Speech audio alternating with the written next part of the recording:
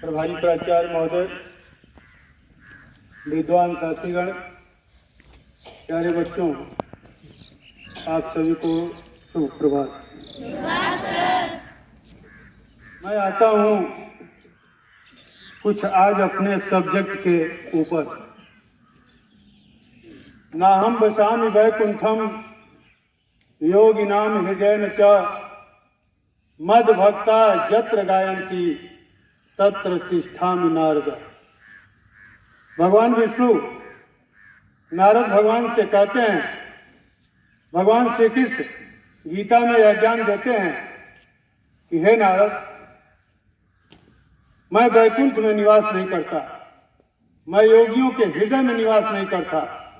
नाहं वसामि वैकुंठम योगिनां हृदयेन च मद भक्ता, मेरे भक्त जहां पर मेरा गुणगान करते हैं, किसी न किसी रूप में मेरा नाम लिया जाता है, मैं वहां किसी न किसी रूप में अवश्य उपस्थित रहता हूं।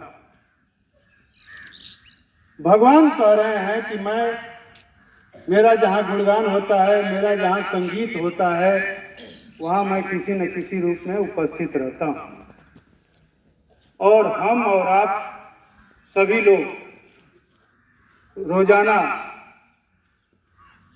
प्रातःकालीन प्रार्थना सभा में उपस्थित होते हैं, भगवान के नाम के साथ, संस्था के नाम के साथ। ये सोचने वाली विषय है कि संगीत विषय को गॉड गिफ्टेड, कला विषय को गॉड गिफ्टेड भी कहा गया है। भगवान शंकर के डमरू से निकली हुई आवाज, मां वीणावादिनी के वीणा से, तारों से झंकृत हुई ध्वनि,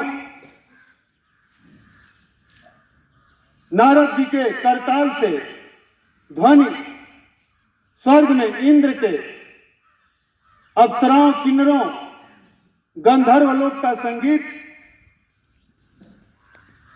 पवन पुत्र हनुमान जी के हाथों में करताल, उस विषय की मैं बात कर रहा हूं। वह विषय गंधर्व लोक का विषय है, संगीत विषय है। हम सभी विषयों को पढ़ते हैं, सभी विषयों को पढ़कर हम आगे बढ़ते हैं, अपना विकास करते हैं, और हर विषय किसी न किसी विषय से कम नहीं है। सभी विषय अपने आप में बहुत बड़ा महत्व रखता है, किंतु संगीत विषय एक ऐसा विषय है, मुझे आज इस पर थोड़ा आपको इसलिए बोलना मैं आवश्यक समझता हूं कि संगीत विषय है क्या। हम किसी सब्जेक्ट को लेकर हम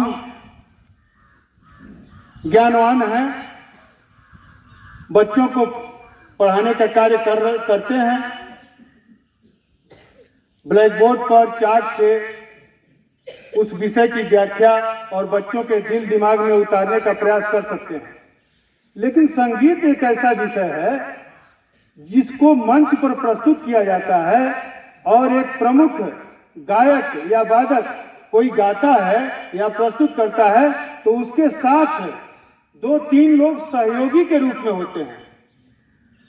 उसको नकल कराने के लिए नहीं होते हैं, उसको बताने के लिए नहीं होते हैं। हम ऐसे ये अज्ञानी लोग कहते हैं, जिनको ज्ञान का अभाव है, वो लोग कहते हैं कि क्या मैं सब्जेक्ट कोई पढ़ाता है तो क्या बैठकर आपको बताता है क्या?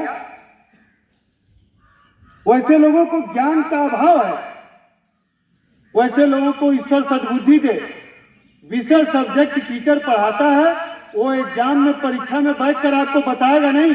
इतना दिमाग में वो भर दिया है कि आपके दिमाग से और कलम की ताकत से और आपकी भावनाओं से कोरे कागज पर स्याही के रूप में वह अमिट छाप छोड़ती है, और वह विषय में बच्चा पारंगत होता है और अच्छे नंबरों से भी अपने अंकों को और अपने आप को सुशोभित करता है।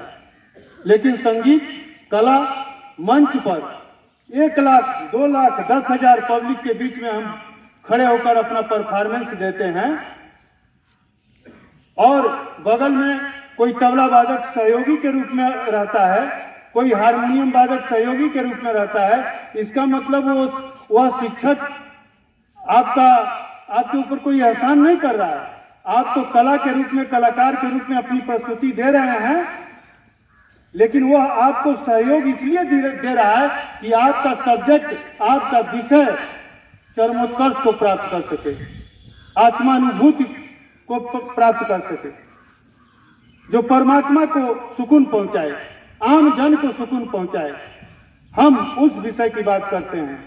इसीलिए भगवान श्री कृष्ण कहते हैं कि ना हम बसामि वैकुंठम योगिनाम हृदय न च मद भक्ता चत्र गायंती तत्र तिष्ठामि नारद। हमारे भक्त जहां गुणगान करते हैं वहां पर हम रहते हैं।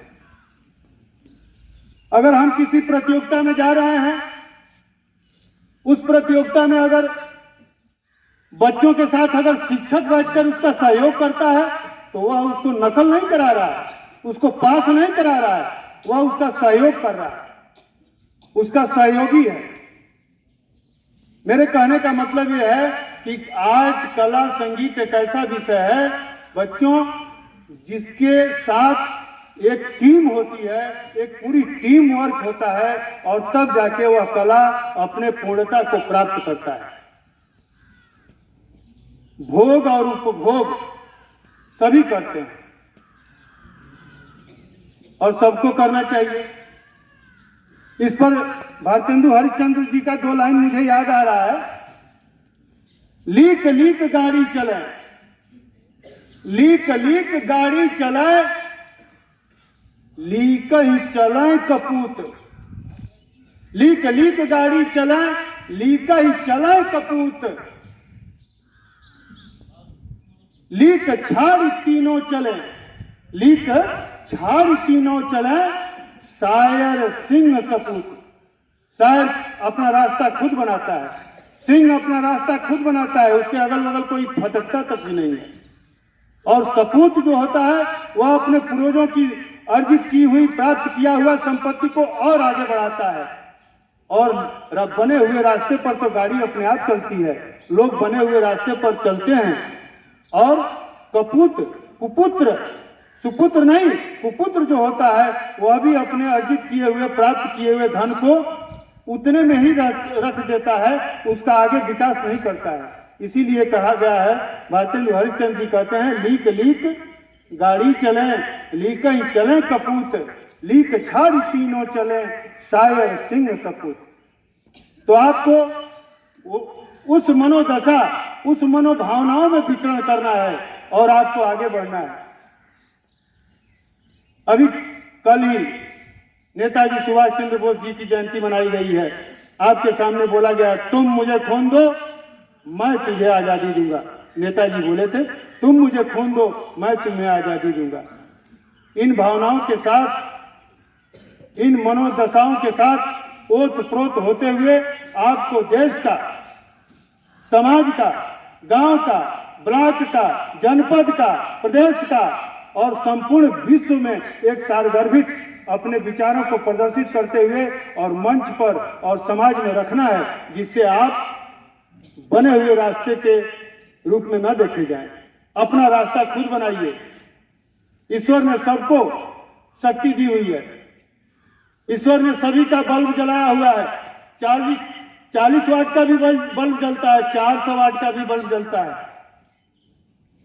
आपके ऊपर है कि अपने मन मस्तिष्क के रूप की जो बल्ब है, मन मस्तिष्क में जो बल्ब रूपी एक उदाहरण के रूप में जो मैं आपको बता रहा हूं, उसको कितने वाट में आप जलाते हैं और अपना विकास कहां तक करते हैं। मैं आपका ज्यादा समय नहीं लूंगा और मैं आपसे आशा करता हूं और आपसे उम्मीद ये करता हूं कि आप सभी देश के महापुरुषों और विद्वानों और अपने शिक्षकों, गुरुजनों के बताए हुए रास्तों का अनुसरण करेंगे और आगे बढ़ते हुए अपने देश का नाम रोशन करेंगे। जय हिंद, जय भारत।